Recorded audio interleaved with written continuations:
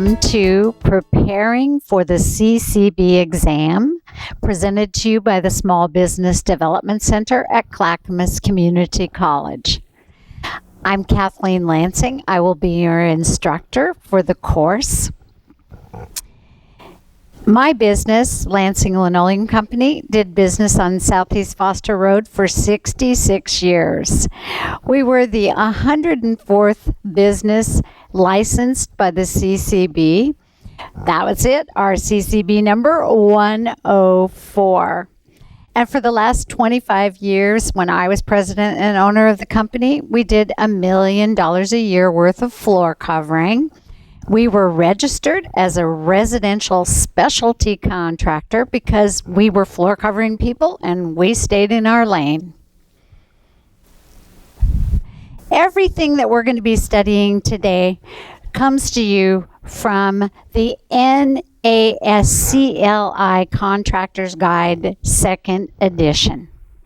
Now, we really think this is a good book for you to have for your library, but it's not light reading. I spent a lot of time studying it. It's not indexed and it's difficult to study, but it would be a good thing for you to have to understand everything Oregon wants you to know about rules and regulations governing contracting businesses in our state. We have divided this material up into 4 different lessons.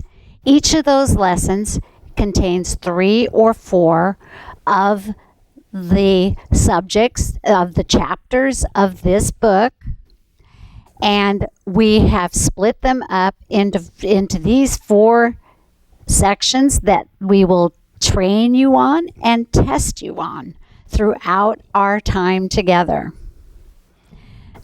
So let's begin with Lesson 1. Lesson 1 includes employees, subcontractors, and Oregon construction law. Those are our 3 chapters. Let's start with employees, the hiring and managing of employees.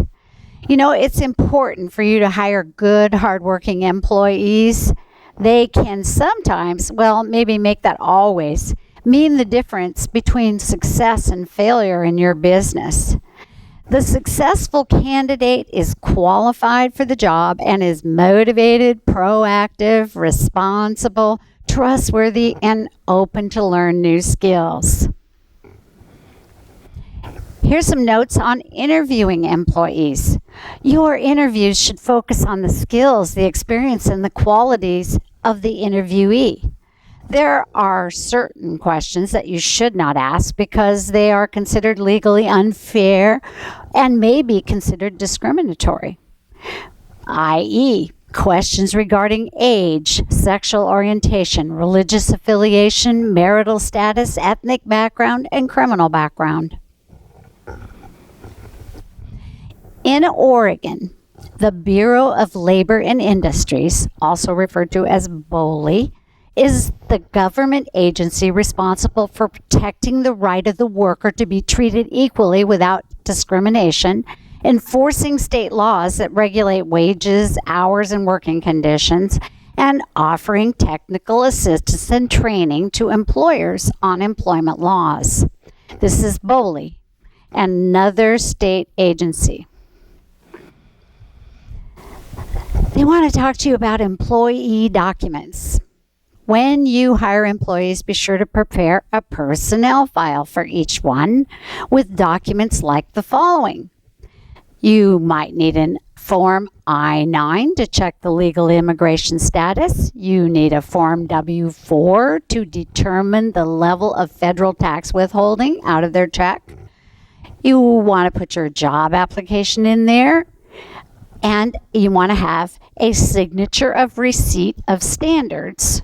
They're calling this an employee manual. Now, you might think it'll be years before you need an employee manual, and it probably will, since you're going to start out with subcontractors. But it's never a mistake to have a single sheet of standards for your company that you go over with everybody who's going to work with you. This includes employees and also subcontractors. And you have them sign that so that you know that you've gone over with them what your standards for workmanship are and what your goals for standards of the company are. The other thing you want in that employee file is you want an emergency notification form. Who are we going to call if something happens on the job? You want a record of any disciplinary actions that you might take when you sit down with somebody to go over their performance. You want to read it over together and you want to sign it, and they sign it and they get a copy. And that way you have documentation in case you have questions about employment.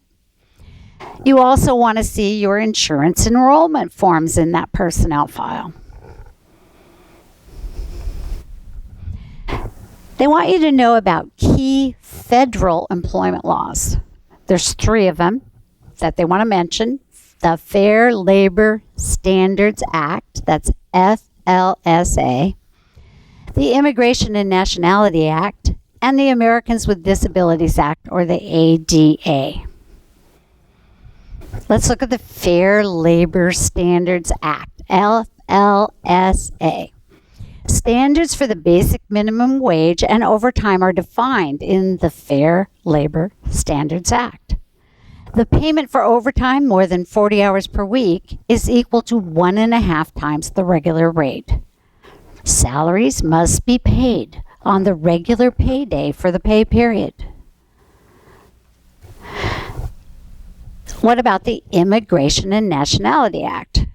Employers are required to verify the identity and employment eligibility of all persons hired through this I-9 form. Now, you might wonder where you're going to get all these forms. Mr. Google can deliver them to you. Just put it in your search bar and up it will pop. An I-9 form. This form must be kept on file for at least 3 years after the date of hire, or for 1 year after the date of termination of employment, whichever is later. You're going to find with all the government forms, they will have listed how long you are supposed to keep this documentation. Also, a responsibility when you become an employer. Now we have the Americans with Disabilities Act, the ADA. This federal law prohibits discrimination against persons with disabilities and applies to employers with 15 or more employees. Now notice, you've got to have 15 or more employees for the ADA Act to apply to you.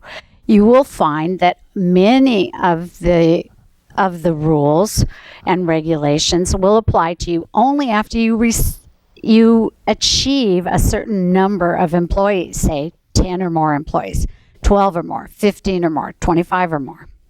And they get more complex as you go up in terms of what kind of employee population you have. Okay, Oregon BOLI, that was the Bureau of Labor and Industries, the Wage and Hour Division, administers Oregon's wage and hour laws. Oregon's laws cover many topics.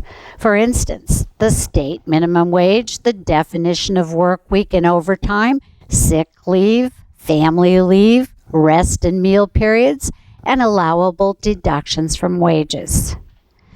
The Oregon Prevailing Wage Rate Law, also known as the Little Davis-Bacon Act, regulates wages for work performed on public works projects in Oregon. Now let's talk about the concept of prevailing wage rate.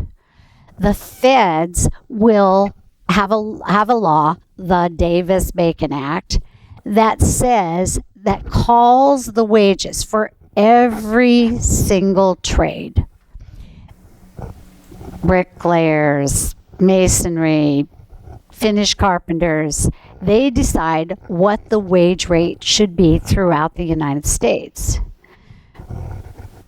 When they have projects that involve federal money, they expect us to meet those prevailing wage rates when we bid the jobs. This is why it's important for you to know about the Little Davis-Bacon Act, which is Oregon's version of the prevailing wage rate law. So if you're going to bid public projects, you're going to need to become aware of the prevailing wage. Let's look at workers' compensation insurance. Workers' compensation insurance provides monetary compensation to employees when they're injured or become disabled on the job. Most employers in Oregon are required to provide workers' compensation. Policies are provided through private insurance. It's like Liberty Northwest. They're also available through SAIF. This is the State Accident Insurance Fund. This is a quasi-governmental group that provides workers' comp. Or you could end up in the Oregon Workers' Compensation Insurance Plan or the Assigned Risk Plan. Now, the way you end up in the Assigned Risk Plan is if your safety record for 2 or 3 years is not as good as it should be. When it isn't, and you go to renew your insurance, your private insurance carrier will not cover you. Then you try SAIF, and they say, no, we don't want to cover you either. Then you end up with the Assigned Risk Plan, and you get to pay another 20 or 30% for your premiums, leading up to a good reason to have a great safety record on your job sites. Save on workers' compensation insurance.